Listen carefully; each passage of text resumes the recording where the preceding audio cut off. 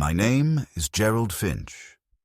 I am 76 years old, and I live alone in a modest, aging colonial house on the east side of Clarksville, Tennessee. The kind of place that creaks at night and smells faintly of dust and something older, maybe memory. For most of my life, I was a history teacher at the local high school. Not a remarkable one, not a legendary one, just the kind of teacher students forget the moment they graduate. I used to joke that I specialized in forgotten revolutions and underappreciated treaties. Maybe it was prophetic. I retired 14 years ago, shortly before my wife, Marianne, was diagnosed with pancreatic cancer. She was gone within 10 months. Fast. Brutal. There are some pains that sit inside you like stones, no matter how many years pass, no matter how many times you tell yourself you've learned to carry them. After she died, I stopped opening the second bedroom door. Her knitting was still in the basket by the window, half finished, a little green cardigan she never got to finish for our granddaughter. Some days I'd sit on the edge of the bed and hold that unfinished thing in my hands, like I could stitch time backward. But mostly, I stayed downstairs. I made coffee in silence. I read the obituaries first thing in the morning, out of some old man habit of tracking the exits. I didn't go out much.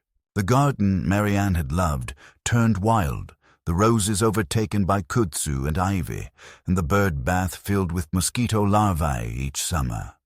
The neighbors stopped waving, and I let the world grow quiet around me. My only son, Jeffrey, would call once every couple of weeks at first. Those early months, there was a sort of guilty tenderness in his voice, like he was handling me with oven mitts. Then the calls became less frequent. He always had a new meeting, a client emergency, a business trip. Something important that took precedence over talking to an old man with too many opinions and too little use left in him. His wife, Lisa, a stern woman with a clipped voice and expensive perfume, never called. She never liked me much, not since that first Thanksgiving when I had the audacity to criticize her overpriced, undercooked turkey. She'd smiled then, one of those long smiles with teeth and no warmth, and I understood we would never be close. Jeffrey and Lisa live in Franklin now, about 2 hours away, in one of those gated communities where the garbage bins are hidden underground and every mailbox looks like it was designed by NASA. Their daughter, Sophie, used to visit me when she was little. We'd walk to the park, feed ducks, build elaborate cities out of dominoes and blocks. She had the kind of laugh that made the neighbors' dogs wag their tails. Then, as she got older, she stopped coming. Lisa said she was too busy with dance class and test prep and social activities. I got it. Kids grow up. But I kept sending her birthday cards every year, with a little cash folded into them. I never got a reply. Not a thank you, not a call. Nothing. Financially, I've always been careful. Marianne and I weren't wealthy, but we were prudent. We didn't vacation in Europe or drive luxury cars, but we had no debts, and we saved. By the time I retired, we had a tidy little sum tucked away, enough to last a quiet life. After her death, I kept it safe, until Jeffrey came asking for help. His company was expanding. He needed seed money. I gave him $30,000. Then, a year later, it was for Sophie's tuition at a private college. Then for a car. Then for some sort of tax issue. Each time he promised to pay it back. Each time I said it wasn't necessary. He was my son. What was money for, if not for family? But something shifted about 3 years ago. Jeffrey started talking to me like a man who'd been given an unwanted chore. I'd ask about Sophie, and he'd say she was doing her own thing now.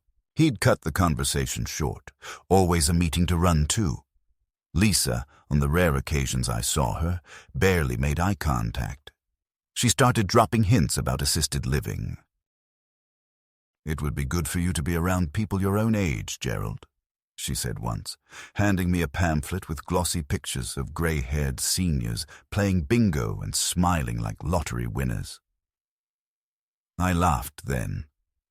I shouldn't have. It wasn't a joke. That winter, I slipped on the front porch and sprained my wrist. I didn't call anyone. I didn't want to be a burden. I made do with frozen peas and ibuprofen. But word must have gotten around, because 2 weeks later, Jeffrey showed up unannounced with Lisa. They sat me down in the living room like I was a student who'd been caught cheating. They told me it was time to think about the future, about safety, about dignity. Lisa said, "You're not as sharp as you used to be, Gerald." I looked at her then, and for a moment I could see the contempt behind her concern. Jeffrey stayed mostly quiet, nodding along like a man who'd already signed a contract. They had a place picked out, one of those luxury assisted living centers, heated floors, meal plans, daily fitness sessions. Lisa said, "We've already scheduled the move for next month. The paperwork's mostly done." I blinked. What paperwork? And that's when they told me they'd used the power of attorney I'd given Jeffrey years ago, when he was helping me sort out Marianne's hospital bills. "It's for your own good," he said. "You'll thank us later." I didn't argue. Not then. I didn't know how. I sat there, staring at the fireplace where Marianne's photo still rested. Something in my chest felt cold and caved in. This was my life now. The people I'd loved most were packaging me up like a worn-out appliance. Somewhere in the back of my mind, a quiet voice whispered that maybe they were right. Maybe I wasn't sharp anymore. Maybe I should just stay quiet and obey. But later that night, when I was alone again in the kitchen, stirring tea with my good hand and watching the steam rise, I remembered something Marianne used to say whenever I doubted myself. "Don't let the people who know the least about you define the shape of your life." And I knew then. I couldn't go quietly. Something wasn't right, and I wasn't done yet. It was late March when the official letter arrived. Thick, cream-colored envelope, government seal embossed in the upper left corner, addressed to me with chilling formality. Mr. Gerald W. Finch. At first, I thought it was just another reminder about taxes, or perhaps some bureaucratic nonsense about Medicare enrollment. But as I slit the envelope open with the edge of an old butter knife and unfolded the packet, my hands began to shake. Inside were documents, legal ones, with unfamiliar signatures, typed statements, and phrases that made my stomach turn. Voluntary transfer, durable medical power of attorney, long-term residential placement approval. The letter stated with cool, bureaucratic detachment that I had been officially approved for residency at the Elmridge Care Community, a premier assisted living and memory support facility, beginning the following week. I was stunned. I hadn't filled out any applications. I hadn't signed anything. I hadn't agreed to anything. And yet, the letter spoke as if I had done so willingly, as if I were a man who had sat down and thoughtfully handed over the reins of his life. I tried calling Jeffrey immediately, but the call went straight to voicemail. I left a message, my voice trembling not from fear but from disbelief, asking what this was about and demanding an explanation. No response. I paced the house for hours, rereading the documents, trying to make sense of them. The next morning, Lisa showed up unannounced, dressed sharply in a gray blazer and slacks, like she was ready to argue a corporate merger. She walked in without asking, took a seat at my kitchen table and said, "We were going to talk you through it, Gerald, but it's better this way. Less stress." Less stress. For whom? I wondered. She went on to explain that after my recent episodes, a term she used casually, though I had no idea what she meant, it had become clear that I could no longer live alone. I asked her what episode she was talking about. She hesitated, then said, "The forgetfulness, the confusion. Remember when you called Jeffrey last month and didn't remember why? That happened once. I had been half asleep, groggy." She made it sound like I'd wandered the highway naked. Then she added, And when you left the stove on overnight, that could have burned down the whole house. But I hadn't left the stove on. I hadn't cooked anything that day. I told her she was mistaken. Her eyes narrowed, voice sharpening like a blade, and she said, "We have to make decisions based on what's safest for everyone." Everyone, not just me. That word caught in my throat. She handed me a small folder. "These are the intake papers for Elmridge. Jeffrey and I already handled the payment. You're covered. It's a very good place." She stood, adjusting her blazer like she had just finished a successful pitch, and said, "We'll come help you pack this weekend. It'll be a big adjustment, but you'll thank us later." I didn't thank her. I didn't speak. I just watched her walk out of the house as if it already wasn't mine. That evening, I pulled out an old tin box where I kept copies of my important documents. Will, insurance policy, Marianne's death certificate, the power of attorney I'd signed years ago giving Jeffrey temporary control to help with medical claims, and hospital billing after Marianne passed. I read the fine print. It was supposed to be limited in scope and time-bound. It had a termination clause, but the version included in the Elmridge packet was different. It was a general power of attorney, durable, wide-reaching, giving Jeffrey near total authority over my legal, financial, and medical affairs. I didn't remember signing this version. My signature was there, but it didn't look right. The loops were off. The tail of the F in Finch lacked the peculiar little hook I always added out of habit since high school. I stared at that signature for a long time. I wasn't certain it was forged, but I wasn't sure it was mine either. And that doubt filled me with something deeper than fear. It filled me with betrayal. 2 days later, a representative from Elmridge called to confirm transportation details. Apparently, they had a shuttle scheduled to pick me up on Monday morning at 10 a.m. I hadn't packed. I hadn't agreed. I told the woman on the phone that there had been a mistake, that I wasn't moving anywhere.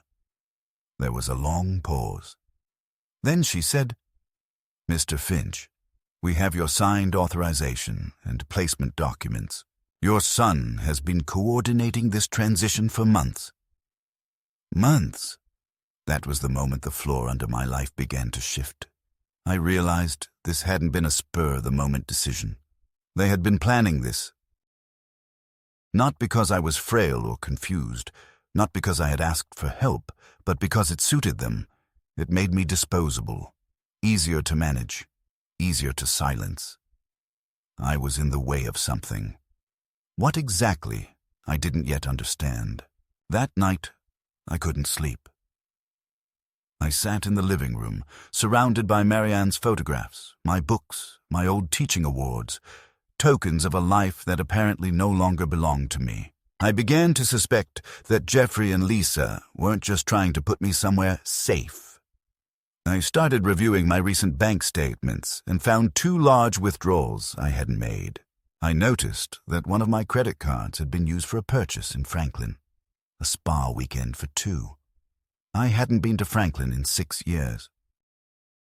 My hands trembled as I logged into my online banking and saw that access to one of my savings accounts had been altered. Secondary authorization had been added. Jeffrey. Suddenly, the pieces clicked into place like snapping bones. This wasn't about my safety. It was about access, to money, to control, to convenience. The next morning, I did something I hadn't done in years. I dug out the dog-eared business card of Martin Levitt, an old friend of mine from Rotary Club who practiced elder law in Nashville. He was semi-retired, mostly helped old-timers with wills and Medicaid claims, but he had once helped Marianne and me draft our living trust. I called him, hoping he'd remember me. When he answered, I barely recognized his voice. Gravelly, slower. But the moment I said my name, he lit up. "Gerald, I thought you'd dropped off the planet." I told him what had happened. Every detail from the letter to the signature, to the strange banking activity. He listened in silence. Then he said, "I want you to come in." First thing tomorrow. Bring every piece of paper you have." When I hung up, I felt something I hadn't in weeks. Direction. Not hope, exactly, but momentum. I started gathering everything. I printed out bank statements, credit card records, copies of the original power of attorney and the suspicious one. I photocopied the Elmridge letter and the supposed intake forms. I found a legal pad and began making notes, lists, timelines. I felt like a man fighting for his own name. That night, for the first time in ages, I slept soundly.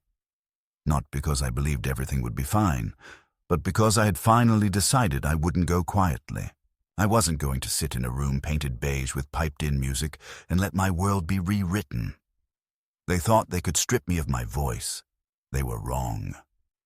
I would make them listen.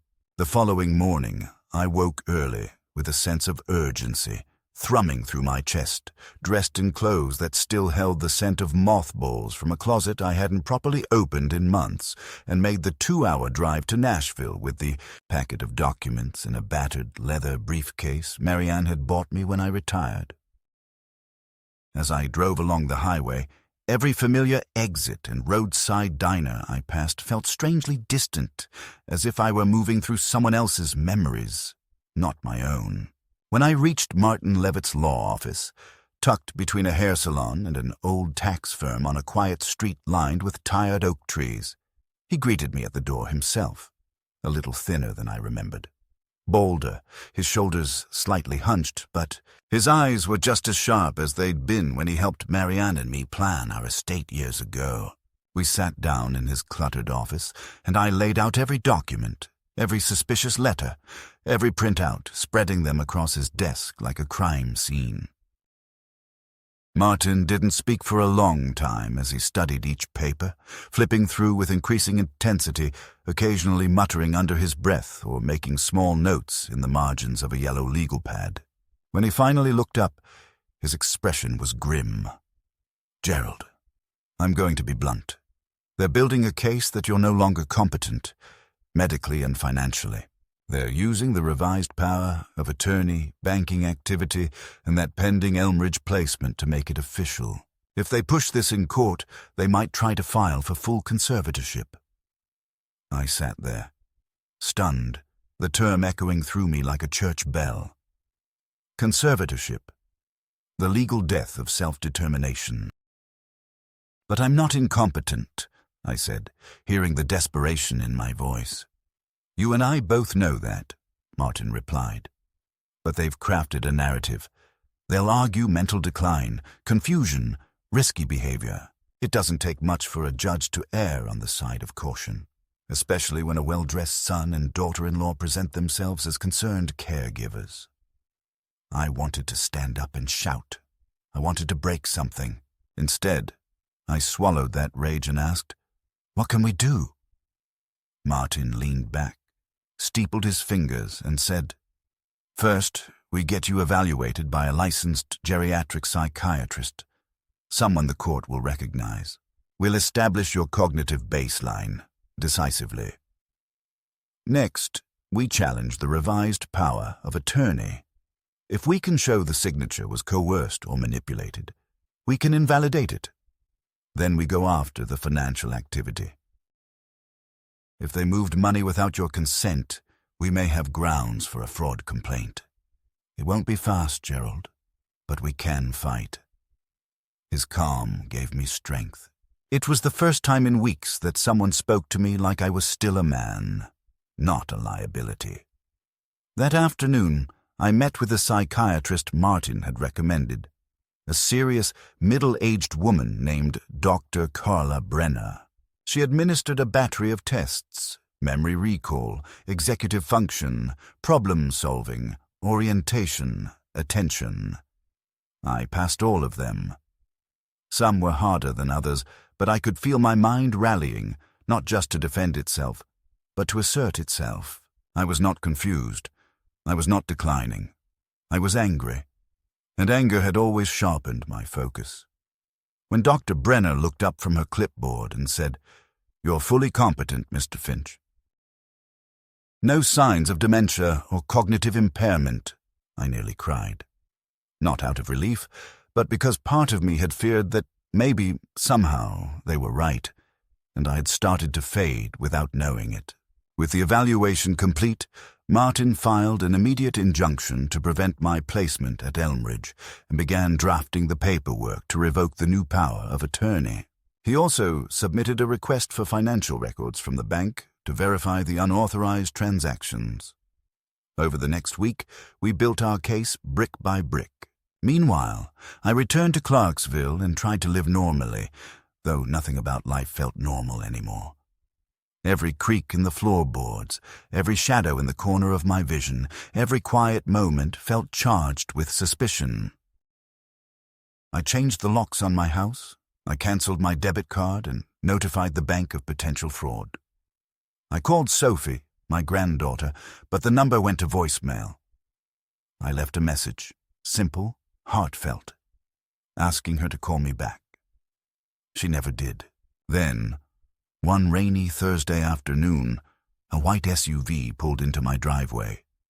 I watched from the window as Jeffrey stepped out, followed by Lisa, both dressed in business casual, as if they were about to attend a board meeting.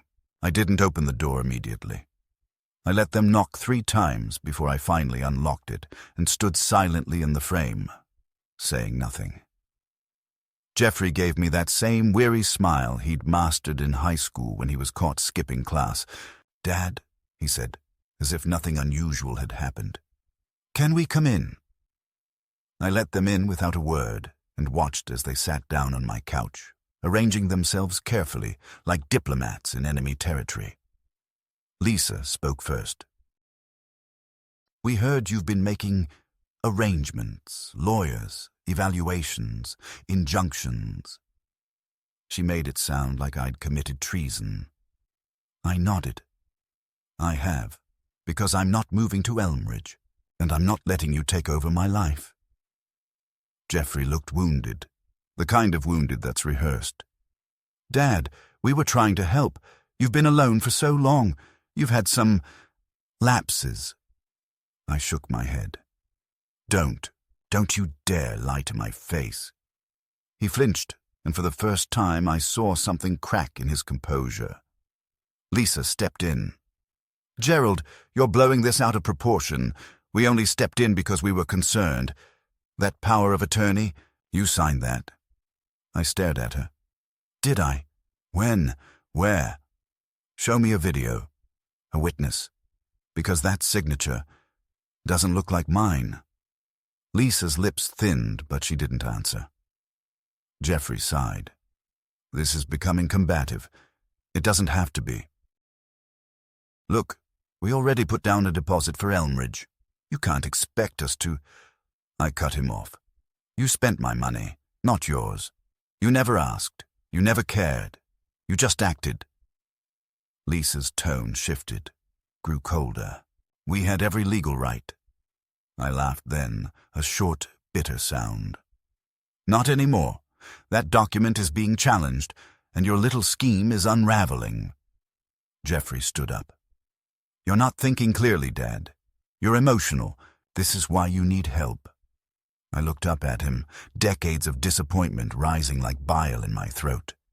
"I needed help when your mother died. I needed help when I sat alone in this house for years. Not now. Not like this.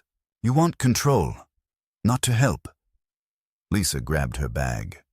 "We'll see what the court says." As they walked out, I said quietly, "You're not the son I raised." Jeffrey didn't look back. Later that night, I found that someone had tried to log into my online bank account unsuccessfully 3 times. I called the bank and had them freeze everything. I didn't know whether to feel fury or fear. Maybe both. They weren't done. They were escalating. And I knew then that this fight wasn't about misunderstanding or misguided concern. It was about ownership. They thought they owned my choices, my money, my narrative. And I intended to prove them wrong. It was 1 week after Jeffrey and Lisa's visit when the true center of the storm hit.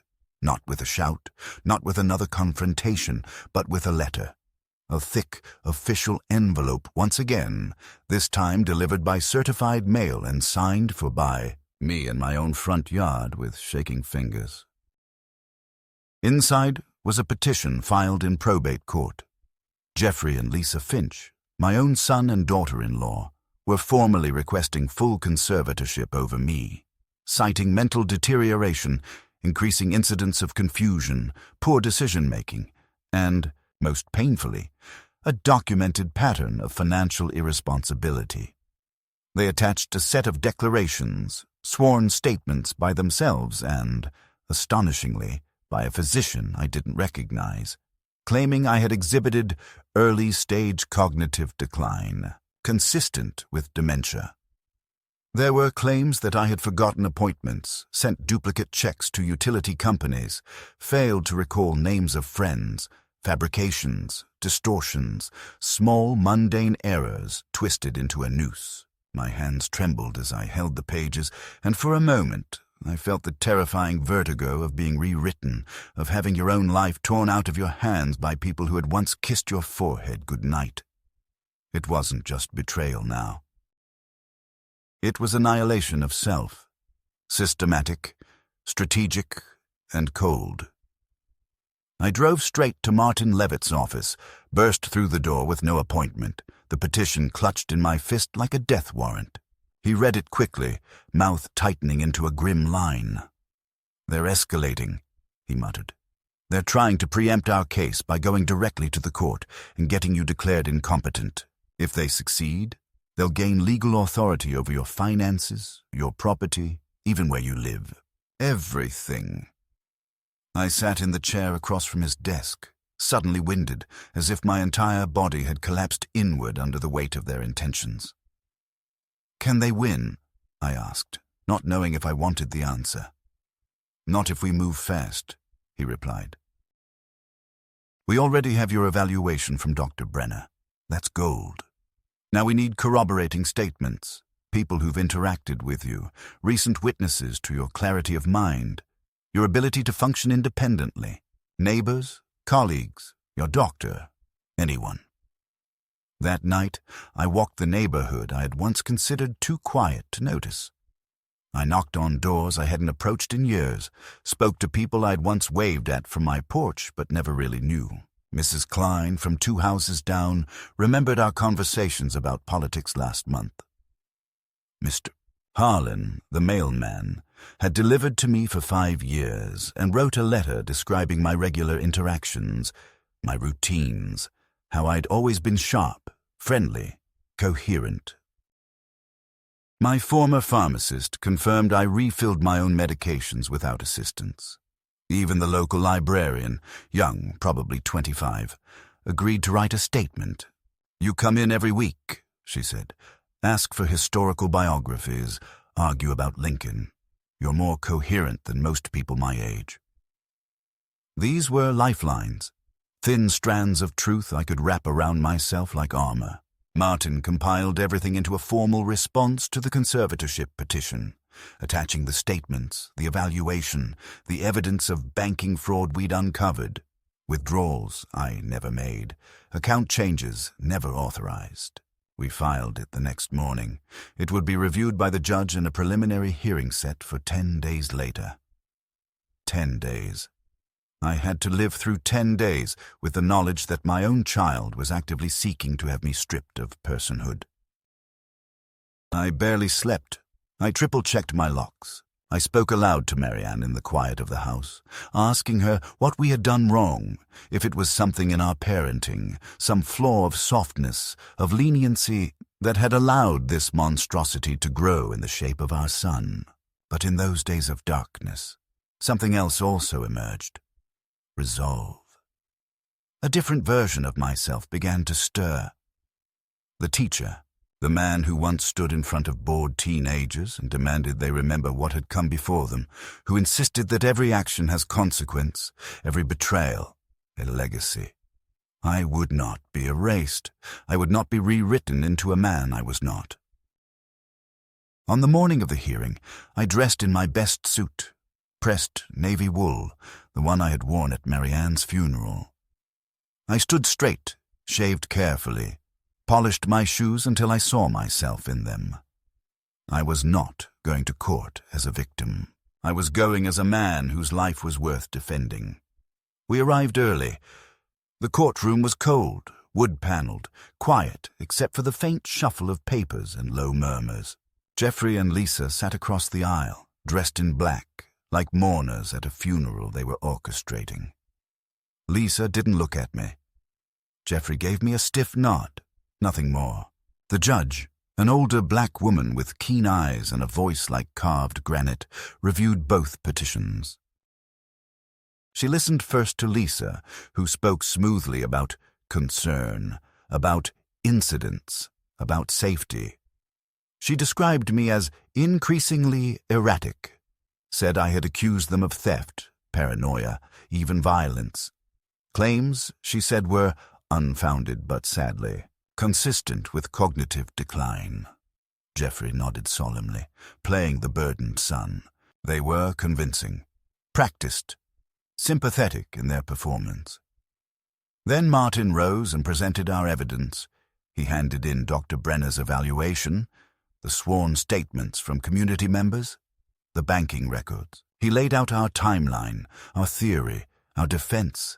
He spoke with quiet authority, never dramatic, just deliberate. Then the judge asked me to speak. My throat tightened. I stood, hands at my side, and said, "Your Honor, I'm 76 years old. I've made mistakes, like any man, but I am not incompetent. I manage my affairs. I live alone. I read, cook, think, vote. I signed a power of attorney to help my son once, not to surrender my life. They told me I should stay quiet and obey, that it would be easier. But easier for whom? Not for me. For them. I have no criminal record, no history of dementia, only a house full of memories and a bank account that's been bleeding in my sleep. I'm asking this court, not just for dignity. I am asking it to see me. I sat down. The judge nodded slowly, then recessed for lunch. When we returned, she denied the conservatorship petition, citing insufficient evidence of incapacity, and stated that the matter of financial impropriety may merit separate investigation. I didn't smile. I didn't cry. I just exhaled, deep, shaking, silent. The worst had passed, but it wasn't over. Not yet, not by a long shot. The court's rejection of the conservatorship petition was a turning point, but not the kind of ending one might expect. It didn't bring relief, at least not the kind that stayed. It was a brief reprieve, a pause between waves, because I understood, perhaps for the first time with complete clarity, that this was not a misunderstanding, not a misguided attempt to help. This was war, and my son had declared it, not with fists, not with open threats, but with paperwork, signatures, fabrications, and a smile that had become more knife than gesture. After the hearing, I did not return to Clarksville immediately. Martin advised me to remain in Nashville for a few days while we sorted out next steps, both legal and financial.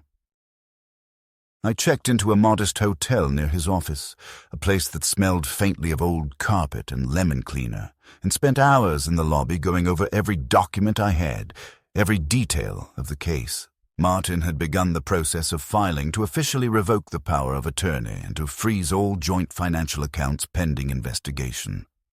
I gave him full access to my records, passwords, everything. In turn, he promised to move quickly, though his face betrayed the weariness of a man who had seen too many of these cases end in silence and resignation. That evening, while eating a dinner of overcooked salmon and cold green beans in the hotel restaurant, I received a phone call from my bank's fraud department. A new attempt had been made to access one of my brokerage accounts, one I hadn't touched since Marianne died, one I had nearly forgotten existed. Someone had tried to initiate a wire transfer for $45,000 to an unfamiliar account. The transfer was flagged and held. I thanked the agent and instructed them to block all access, then called Martin immediately. "They're getting desperate," he said grimly. "We need to move on the real estate next. What's the status of the house your name is on?" And there it was, the part of the story I'd put off confronting, even to myself. 8 months prior, before any of this chaos began, Jeffrey had approached me with a request. He and Lisa were planning to purchase a new home in a more affluent suburb, closer to Lisa's work, with better schools, even though Sophie was practically out the door. They needed help with the down payment. He said they had nearly everything covered but were short by $50,000. "Just a loan, Dad," he had said. "We'll pay it back. Or better yet, we'll put your name on the house. You'll be a co-owner. That way, it's like a shared family investment." I remember him saying the words, "It'll always be partly yours," like he was offering a seat at the table of a life I'd long been excluded from. I agreed. I wrote the check. We signed papers in a real estate office in Franklin, and I didn't read them closely. I trusted him. Now, sitting in that hotel room, the realization settled over me with awful clarity.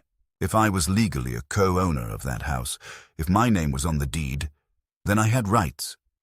Property rights. And if I had rights, then maybe, just maybe, I had leverage. I called Martin and told him everything. He instructed me to come to his office first thing in the morning with any documents I'd related to the house. The next day, after reviewing the copies I'd kept and making a few calls, he confirmed it. "You're on the deed," he said, tapping the page with a pen. "1/3 owner, jointly held. That means nothing can be done with this property. No refinancing, no sale, without your consent." I felt something deep in my chest crack open. It wasn't joy. It was vindication, brittle and sharp. "So what does that mean?" I asked. "It means," Martin said, "you can force a sale. It's messy, and it'll go to court if they resist, but it's possible, if you're ready for that." I didn't hesitate. Do it. We filed the petition that afternoon to initiate a partition action, legal proceedings that would either result in the voluntary sale of the property and equitable division of the proceeds, or, if contested, a forced sale through court order. It would take time, but the papers had been served. I knew it would take them by surprise. I knew it would strike at the very core of the illusion they had built, that I was powerless, voiceless, irrelevant. That night back in Clarksville, I returned to my quiet house and found the air changed. It was still, but not peaceful. The phone rang 3 times over the next hour, Lisa's number blinking on the caller ID. I didn't answer. Then came the text messages. "What are you doing? We need to talk. You're making a mistake. Call us." I deleted them without reading the rest. 2 days later, Lisa appeared at my door unannounced. This time, she didn't come inside. She stood on the porch in high heels and a tight blazer, her face composed like a woman used to winning. "Gerald," she began, "this is absurd. You're trying to destroy your own family. Over what? A house?" I said nothing. I wanted to see what else she had rehearsed. "We gave you everything," she continued.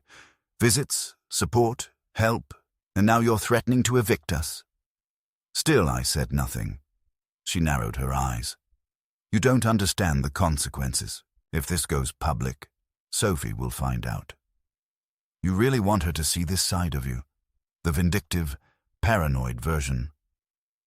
That stung. She saw it in my face. She pressed harder. "We know what this is really about. Control. Pride. You can't stand that you're not the center of things anymore. Well, this won't go the way you think. We'll fight it. You'll lose." I stared at her, studied the lines on her face, the confidence brittle around the edges, and finally replied, "Then fight, but don't come here again." The legal process began to unfold. Appraisers visited the Franklin house. Realtors contacted Martin. Letters went back and forth between attorneys. Jeffrey finally responded through counsel, calling the sale an aggressive and destabilizing act. They refused to cooperate. The case moved toward court. Meanwhile, I changed my will. I revoked any inheritance Jeffrey or Lisa might have received. I added a clause that, in the event of my death, a charitable trust would receive the proceeds of any litigation. I left Sophie a letter, not a legal document, just something personal, something honest. I didn't know if she would ever see it or care. But I wrote it anyway. Then came the attempt at public embarrassment. Lisa arranged a wellness check through Adult Protective Services, anonymously, of course, alleging neglect, isolation, and possible self-harm. 2 agents showed up one morning, polite but firm, asking to come inside, asking if I had food, medication, any injuries. I cooperated fully. I showed them the pantry, the bathroom, my prescriptions, the tidy living room. One of them nodded. "You seem fine, Mr. Finch. Sorry for the inconvenience." I asked who filed the complaint. They shrugged. Anonymous. But if I had to guess, I didn't ask again. Around that time, Martin discovered that a separate attempt had been made to access a long-dormant life insurance policy in my name. The beneficiary had been quietly changed 6 months prior, from Marianne's name, which had never been updated after her passing, to a new entry, Jeffrey Finch. The signature authorizing the change was dated 3 days after I had undergone outpatient surgery for a benign growth, during a period when I had been under heavy sedation. I didn't remember signing anything. Martin filed a formal fraud complaint with the insurer and had the policy frozen. "They're squeezing every possible outlet," he said.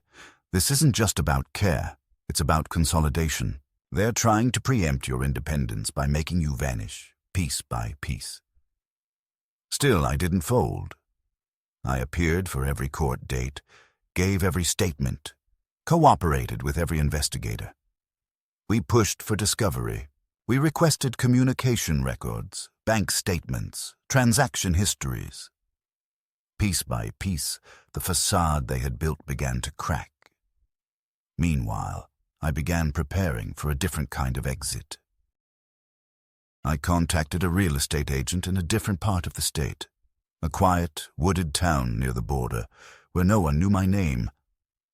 I looked at rental properties, small apartments, nothing fancy, just enough to live simply. I changed my phone number, set up a new email, transferred my prescriptions to a different pharmacy. I began to disappear from the version of life they believed they controlled. Then the call came. A buyer had made an offer on the Franklin house, above market rate, cash, ready to close. We presented it to the court as proof of fair market value. Lisa and Jeffrey, through their lawyer, refused.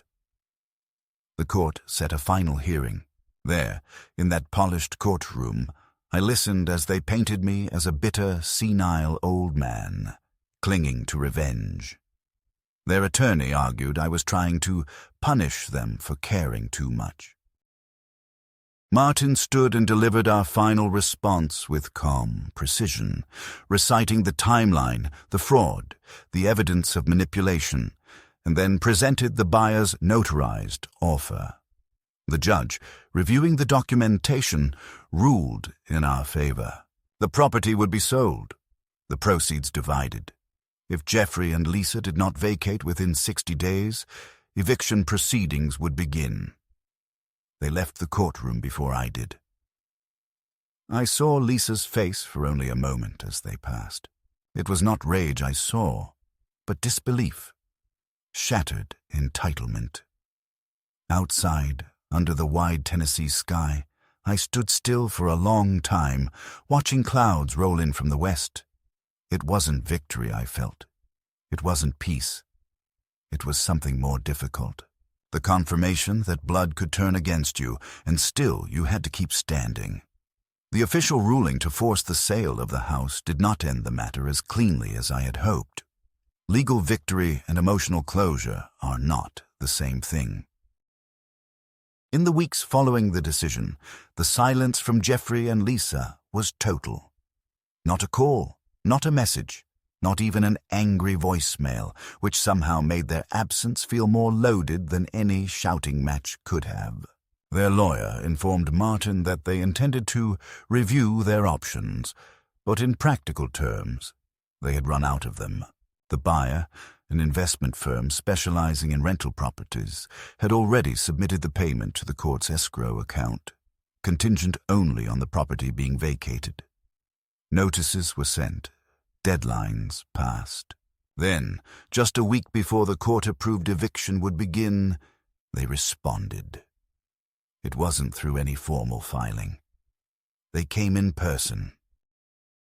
I was returning from a morning walk around the lake in the new neighborhood I had moved to. A quiet little apartment complex on the edge of nowhere, surrounded by aging trees and silence so deep you could hear the soft click of your own bones. Settling when I saw the black SUV parked by the curb. For a moment I thought it was a coincidence. Then I saw her, Lisa, leaning against the hood of the car, arms crossed, face unreadable. Jeffrey sat inside staring ahead, his hands on the wheel like a man waiting for a train to hit him. I approached slowly, not out of fear, but caution. I had not seen them in person since the court hearing.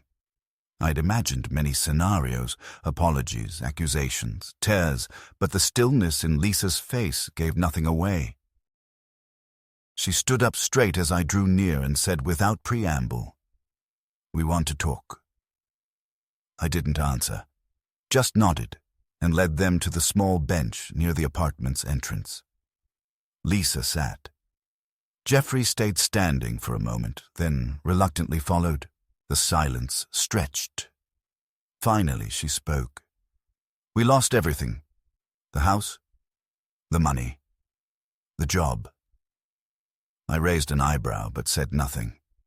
She continued. Jeffrey's firm let him go after the fraud complaint became public. It didn't matter that the case was dropped. The stain was enough. The buyer who purchased the house, he's turning it into a rental. We were forced to move into a 2-bedroom apartment in a part of town we'd always said we'd never live in. Sophie barely speaks to us. She found out everything. She read your letter. My heart flinched, but I didn't let it show. "And?" I asked. Lisa hesitated. "She says we discussed her. That she never knew we were capable of this." Jeffrey shifted in his seat, eyes rimmed red but dry. "We didn't think it would go this far," he said quietly.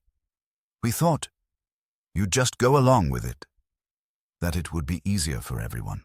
We didn't realize how much we were hurting you." I wanted to believe him. I wanted to see my son again. Not the manipulator, not the coward, but the boy I taught to ride a bike, who once cried when a bird fell from its nest. But that boy wasn't here. This was a man who had systematically dismantled my life because it was convenient. "You knew what you were doing," I said, keeping my voice calm. "You forged documents. You tried to declare me incompetent. You stole from me.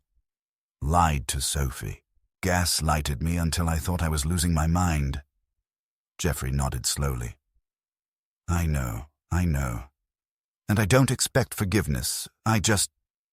He faltered. Lisa picked up. "We need help," she said. The words landed like stones. "What kind of help?" I asked. "Financial," she said bluntly. "We have debts, credit cards, legal fees, back rent. We're drowning, Gerald." And there it was, the real reason for the visit. Not apology, not reconciliation, a final attempt to extract value from the man they'd tried to bury. "After everything," I said, unable to keep the disbelief from my voice, "you still think you can ask me for money?" Lisa didn't blink. "You have it." "We don't. You don't need much at your age. You have no one left. We're your family." The cruelty of it was not in what she said, but in how calmly she said it, as though it were logic, as though the past year had been an awkward misunderstanding instead of a calculated betrayal. "No," I said. Just that. One word.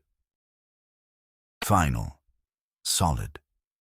You think because I'm old I'll cave. You think because I'm alone I'll compromise. But I have peace now, and I will not trade it for your redemption. Lisa's face darkened. You're going to die alone, Gerald, with no family, no one to sit beside you. Is that what you want? I looked her in the eye and replied, I already did.